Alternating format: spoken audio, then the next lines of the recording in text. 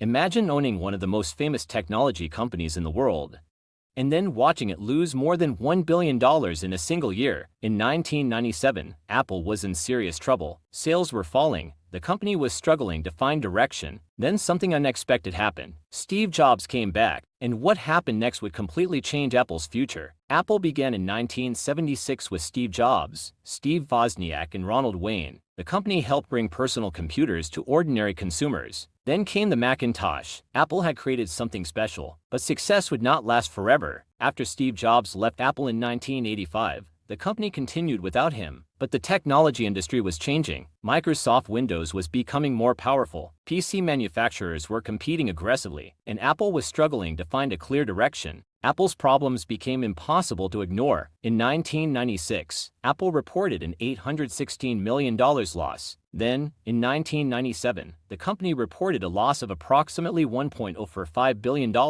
Apple's sales had also fallen by 28%. Then came the twist. Apple acquired Next in 1997, and with that deal came something Apple desperately needed. Steve Jobs, the man who had left Apple more than a decade earlier, was back. Jobs believed Apple needed focus. Instead of trying to sell dozens of confusing products, Apple needed a simpler strategy. Make fewer products, make them better, and make them easier for customers to understand. Then came one of the most surprising moments in Apple's history. Apple and Microsoft announced a major partnership. Microsoft agreed to invest $150 million in Apple. For longtime Apple fans, seeing Steve Jobs and Bill Gates together was almost unbelievable. Then Apple introduced a product that looked completely different. In 1998, Apple introduced the iMac. It was colorful, it was simple, and it looked nothing like the boring computers people were used to seeing. The iMac became a symbol of Apple's new direction. But the iMac was only the beginning. Apple continued building around design, simplicity, and tightly integrated hardware and software. Then came the iPod, the iPhone, the iPad, and eventually an entire ecosystem of products and services.